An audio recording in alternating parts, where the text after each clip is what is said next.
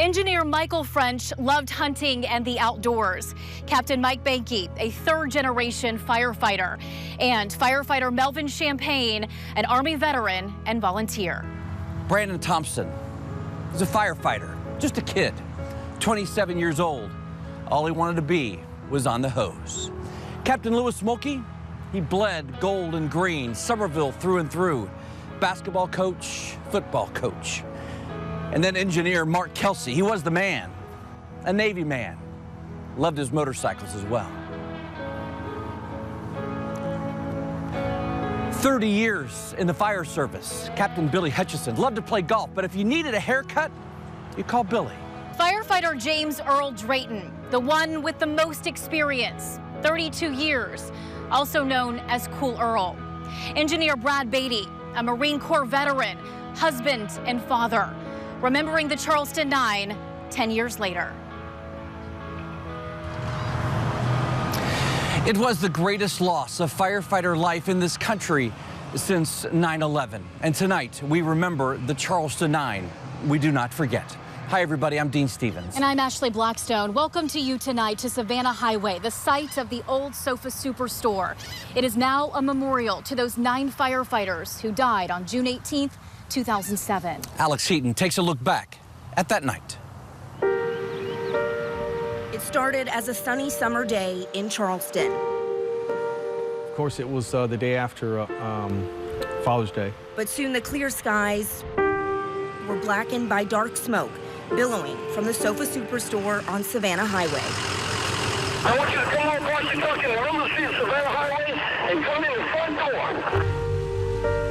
It was just after 7 p.m. on Monday, June 18th, when the first calls came in.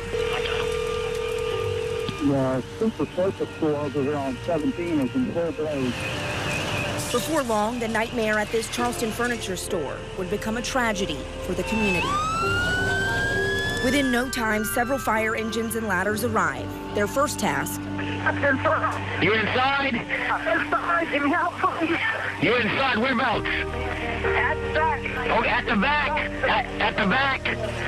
He's in the back. He's trapped in the back. He's rescued safely, but at least 16 firefighters are still inside as conditions in the showroom get worse by the second.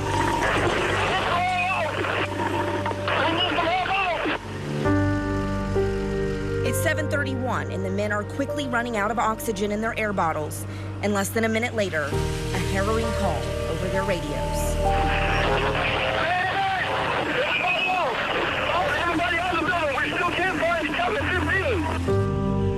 As the flames and smoke swallow the showroom, their worst fears set in.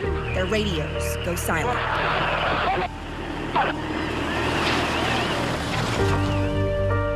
A great and heroic tragedy has befallen our community. It's just after 10 o'clock when the first of the 9 firefighters killed are carried out. All are recovered by the early morning hours of Tuesday, June 19th. Brad Beatty, Mike Banky, Melvin Champagne, Earl Drayton, Michael French, Billy Hutchinson, Mark Kelsey, Louis Smokey, Brandon Thompson. The Charleston 9. It's the greatest fire tragedy, I think, certainly in modern times. One forever burned into the hearts and minds of Charleston and its first responders. And we will never forget, just like 9/11, we will never forget these 9 firefighters. Now, 10 years later, a marker in the place where those brave men took their final breaths. They are heroic, historic figures in our city, and they will never be forgotten. Just a few months later, an incident assessment and fire review team issued an evaluation of the Charleston Fire Department. Mayor Joe Riley hired them for that review. And it didn't identify any of the particular risk factors about the building. The review contains several recommendations on ways the department could improve. Among them, exploring an automatic mutual aid response with surrounding fire departments and encouraging efforts to require the installation of automatic sprinkler systems in existing occupancies and all new residential and commercial construction. Despite their horrific heartache, changes immediately began. The goal, preventing another tragedy from happening. The job is emotional as it is. Surrounded by each other, And everyone's experiences are different. these men stand as one. We're a tight-knit group. Together is where they feel most safe. It's kind of like a family. An unbreakable bond few can relate to. It makes you appreciate everything a lot more. All tied to a tragedy they won't ever forget. As we knew to honor these guys, changes were coming. Yeah. And the way to honor them was to go with the changes, work with the changes. Over the last decade, the department's increased staff by nearly 100 people, added a multi-year training plan, and implemented a firefighter support team. But one of the biggest improvements is an automatic aid agreement. Battalion Chief Larry Hood says North Charleston, St. John's, James Island, and St. Andrews now work together. Whoever is closest to the fire now responds. The public's a lot safer than what they used to be, just because of the automatic aid. Even to this day, we're still changing. Every week, we might get a new SOP, but we're still moving forward to this day. Our station motto is best in the West. Captain Ryan Delk is part of a team that investigates fires. Before 2007, the branch as it's known today didn't exist. Duties include creating a fire plan for all businesses in Charleston. It's updated each year. We find where the alarm panels are, breaker boxes, whether there's gas to the building or not, where those shutoffs are, main power disconnects, all that kind of stuff. Anything that could help us if we go there for a fire. And every day while Delk works, a reminder is pinned to his shirt. Kind of, it just carries the guys with us. Always there, always honoring those 9 souls. It means a lot to me to be able to wear it, knowing that I knew those guys and worked with those guys, and just a memory of it. So as they reflect on this anniversary, the department stands strong, healthy, and ready to serve, knowing the changes, the improvements will continue to save lives. It's an honor, really, just to be able to see everything how it's unfolded. This tragedy left families shattered, left parents without their children, spouses without their husbands, and kids without their dads. Tonight, we hear from Holly Benke Gilday. Her father was Cappy. It was simply her safe place. Laying on a shoulder like you saw in the picture, just because. It's where she fit. I can't believe it's been 10 years, maybe because every day is a new day. But that day will always replay. We decided to walk up there and I saw all the fire trucks. Holly was pregnant. She lived just 2 blocks away from the Sofa Superstore. Dad has got to be here because Station 16 was just right down the road.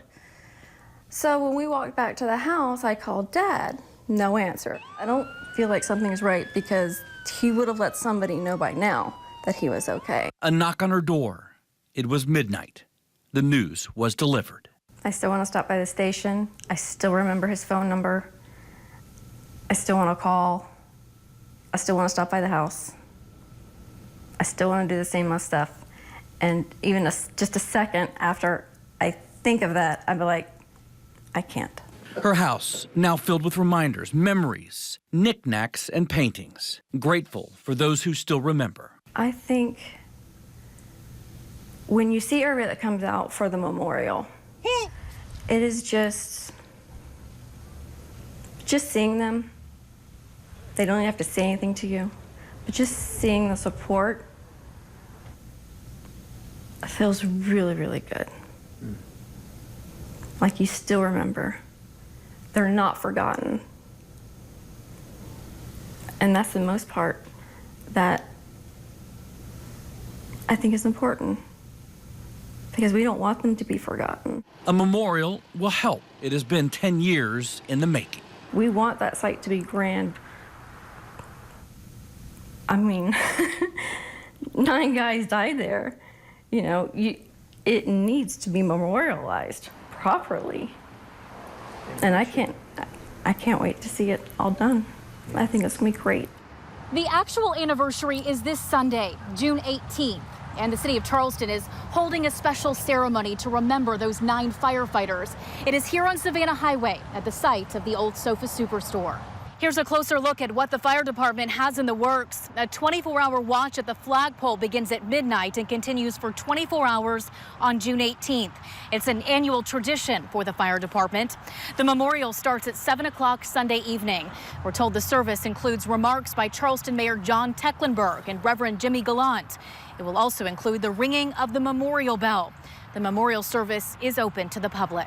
Every single one of those miles is worth it for every one of those guys. Running a mile for each firefighter every day until June the 18th. We'll introduce you to the North Charleston firefighter honoring the memories of his fallen brothers. Strange that it's 10 years, but sometimes it feels like yesterday. And a mother reflects on her son's life cut too short. The touching stories she's sharing with us about Captain Louis Mulkey.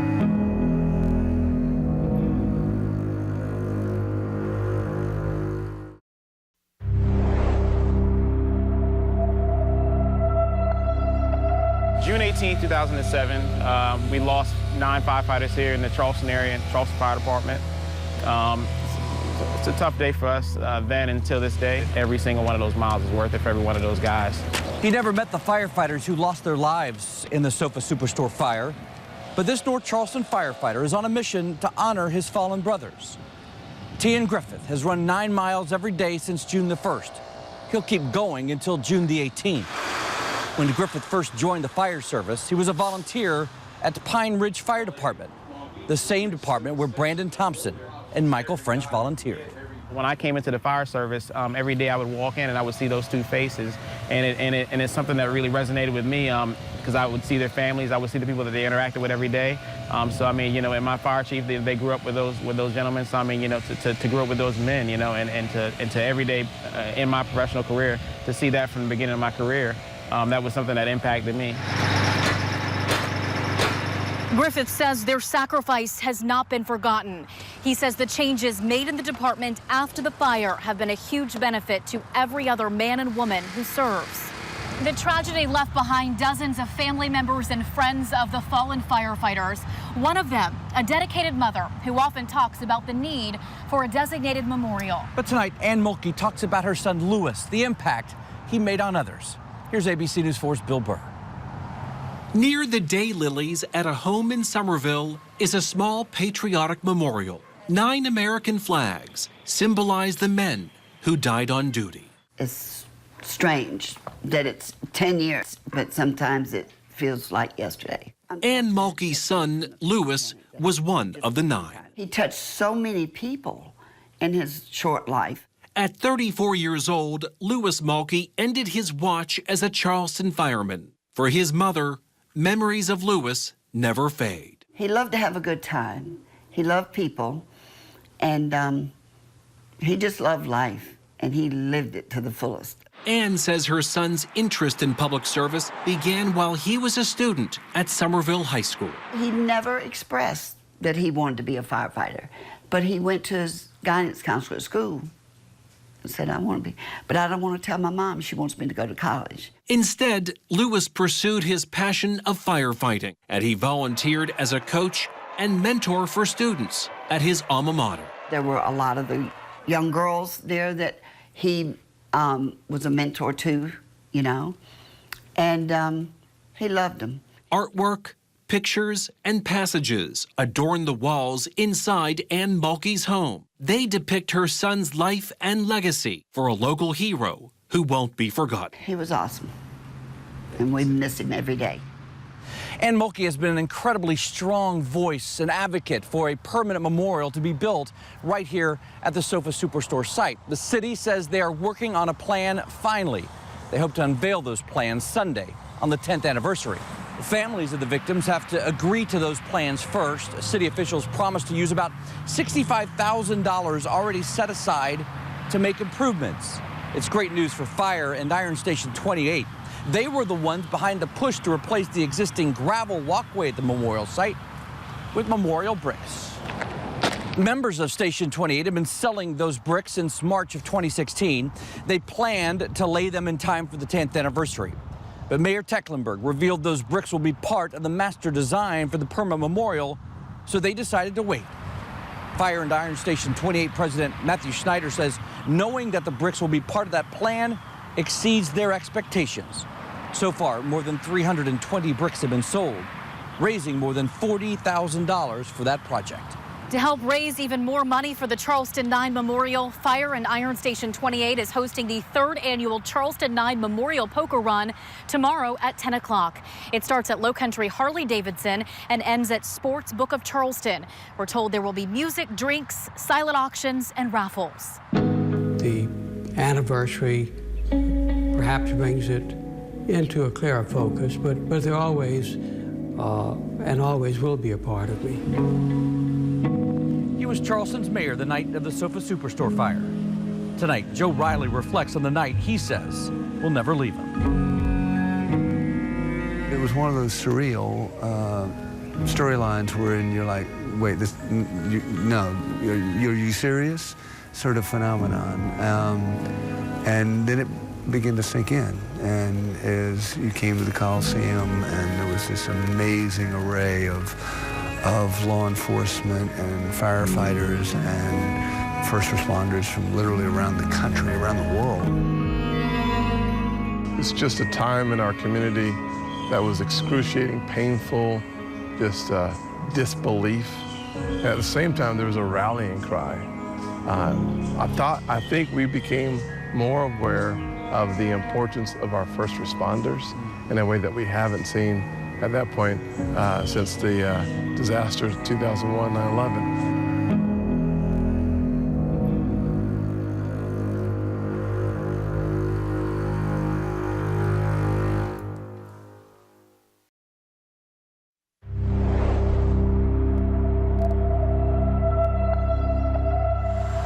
Joe Riley was the mayor of Charleston that night 10 years ago. And he was there that night when the firefighters got the news their brothers didn't make it out.